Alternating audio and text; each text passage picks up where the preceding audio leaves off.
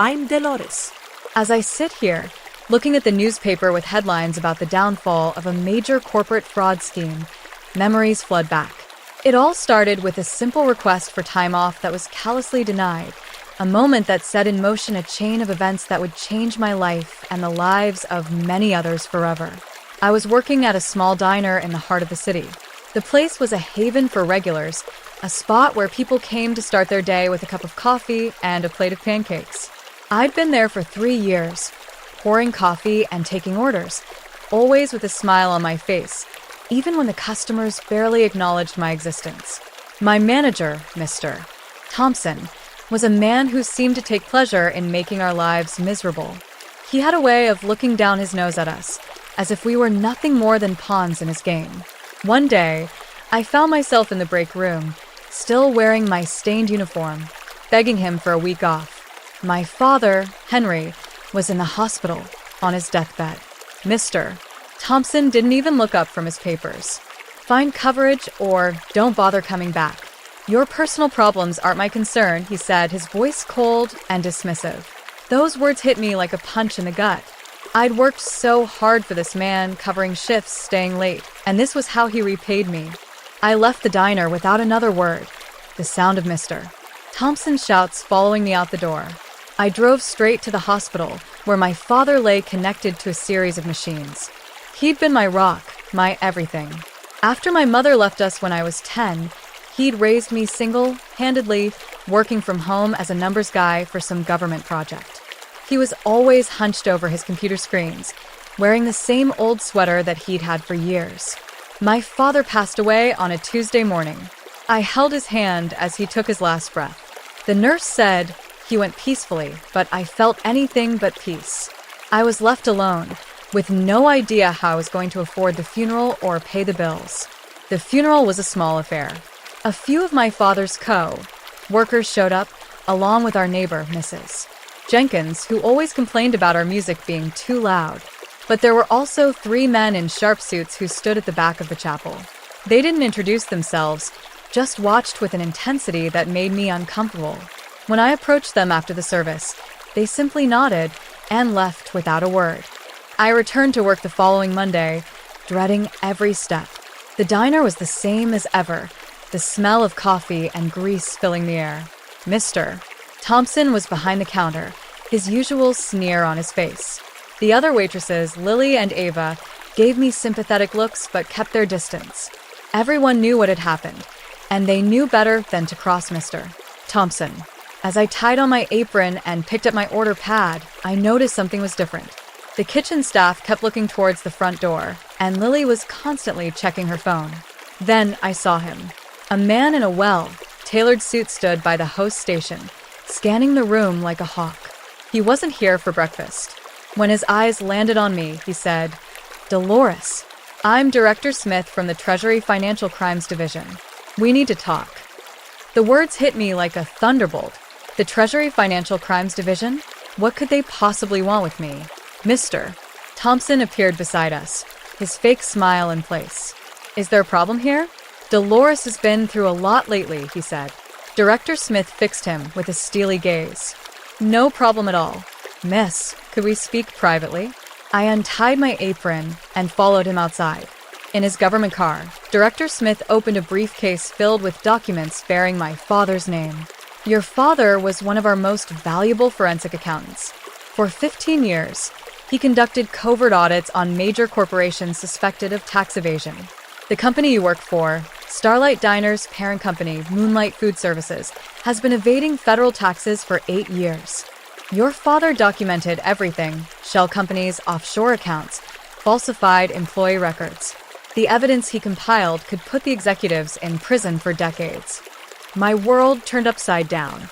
I'd been serving coffee to criminals, while my father had been secretly building a case against them. But there was a problem. My father was paranoid about digital security. He'd encrypted all his findings and stored them in cryptocurrency wallets with access keys that only he knew.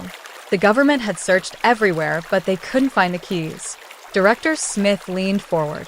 "Miss, those files contain evidence of tax evasion totaling $47 million.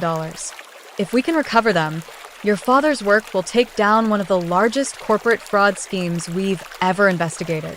What happens if I find these files? I asked. Justice and a substantial reward for your cooperation, he replied. That evening, I sat in my father's chair, looking at his workspace for the first time. The notebooks on his desk weren't random scribbles. They followed patterns, sequences that made sense to someone who understood his logic. The USB drives were labeled with dates that corresponded to entries in his notes. It took me 3 hours to figure out the combination of the safe hidden behind his dresser.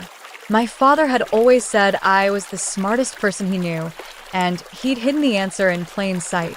His birthday, my birthday, and the day my mother left us. Inside the safe, I found an envelope with my name on it. The letter inside contained 24 alphanumeric sequences, each labeled with a company name. Moonlight Food Services was number 17 on the list. Over the next few weeks, I started paying attention to the details at the diner. Mr. Thompson wore an expensive watch, even though the diner was supposedly struggling. He processed cash tips that never made it onto the official records. There were mysterious late night meetings in his office with men who didn't look like food suppliers. Lily mentioned that her overtime hours never showed up on her paycheck, and Ava complained about health insurance deductions that never provided any coverage. I began documenting everything: the illegal shift schedules, the cash register readings that didn't match the reported sales, the customer counts that didn't add up. 3 weeks after the funeral, I had enough evidence to understand the full scope of the fraud. Moonlight Food Services wasn't just evading taxes. They were systematically stealing from their employees. I realized I didn't have to give this evidence to the government right away. I did some research and found out that Moonlight's main competitor, Silver Spoon Restaurant Group, had been trying to expand into our area, but was facing regulatory complications. I called their corporate office and spoke to their development director, MS Reed. I explained my situation to her. I have documentation that could force Moonlight into federal bankruptcy and criminal prosecution. I'm willing to provide this evidence to you instead of the authorities for the right price. Yes. Reed listened intently. Let me make sure I understand.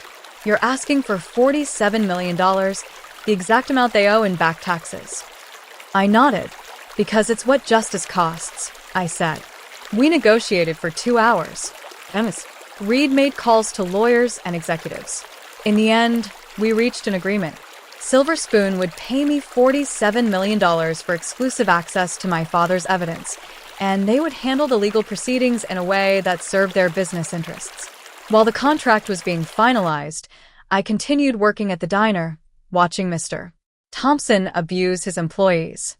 I thought about my father every day, wondering if he would approve of what I was doing. He'd always believed in official justice, but official justice hadn't helped him when he needed it most.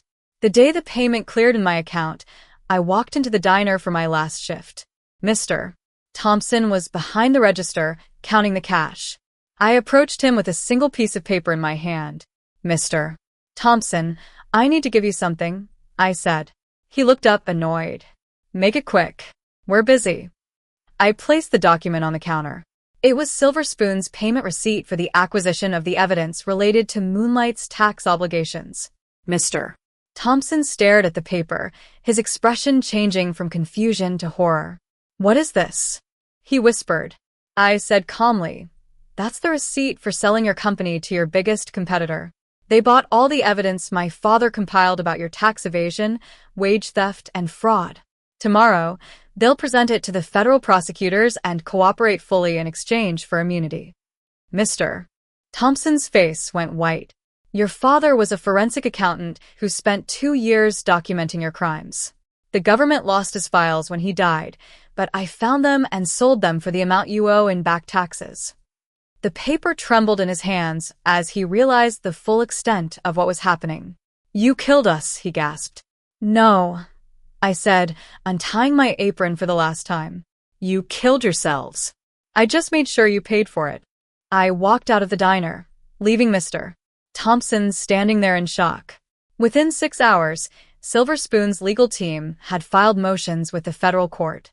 The media painted them as heroes, while Moonlight became the symbol of corporate corruption. By Wednesday, Federal agents were raiding all 25 Moonlight locations. 3 executives were arrested, including Mr. Thompson's supervisor, who was facing 20 years in prison. But the real satisfaction came from watching Mr. Thompson realize the full extent of his personal liability. He was responsible for implementing the fraudulent practices, signing false tax documents, and stealing thousands of dollars in employee tips. He was facing felony charges that would ruin his life. I spent the next week visiting the former Moonlight employees. Lily was working double shifts at a truck stop to support her kids after losing her health insurance. Ava had moved back in with her parents because she couldn't afford rent without her job. The kitchen staff were struggling to find new jobs. I decided to do something that would make my father proud. I established the Henry Foundation for Workers' Rights, a legal advocacy organization dedicated to helping service industry employees fight wage theft, harassment, and labor violations. We hired all the displaced Moonlight workers at fair salaries. Lily became our operations coordinator, and Ava headed our documentation department. The kitchen staff formed our field investigation team. Within 3 months, we'd filed successful lawsuits against 12 companies in the area, recovering over $2 million in stolen wages and unpaid overtime. Workers started calling us when they faced retaliation for reporting violations. We became the organization that employers feared and employees trusted. Mr. Thompson's legal troubles multiplied. He faced federal charges for tax evasion and wire fraud, state charges for wage theft and labor violations, and civil lawsuits from former employees. His legal fees were draining his finances.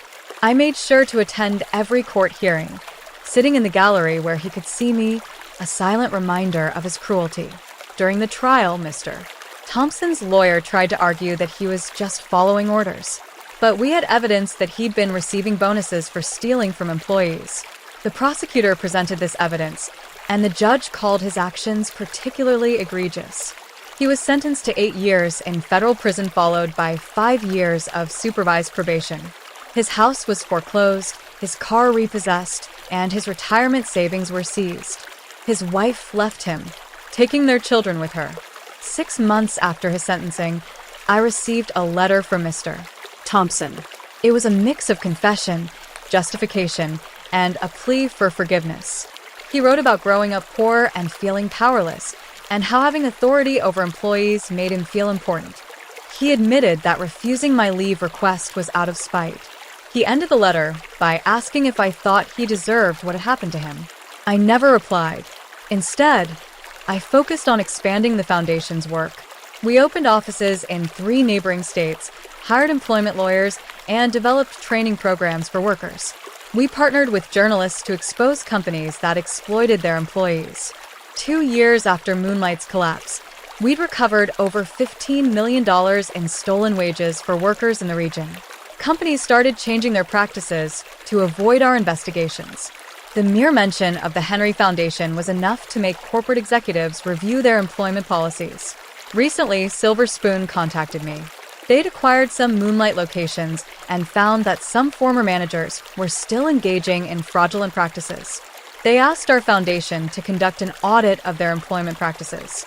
I agreed, with the condition that any violations would be reported to the authorities and affected employees would receive full restitution. Silver Spoon accepted, understanding that compliance was cheaper than facing the kind of destruction that had befallen Moonlight. 3 years after my father's death, the Henry Foundation has become one of the most respected advocacy organizations in the country. We've recovered over $50 million for workers, shut down dozens of fraudulent operations, and sent 23 executives to prison. I often wonder what my father would think if he could see what his work has accomplished. Sometimes, justice needs a little help, and I'm glad I could use his tools to make a difference. And as for Mr. Thompson, he got exactly what he deserved with interest.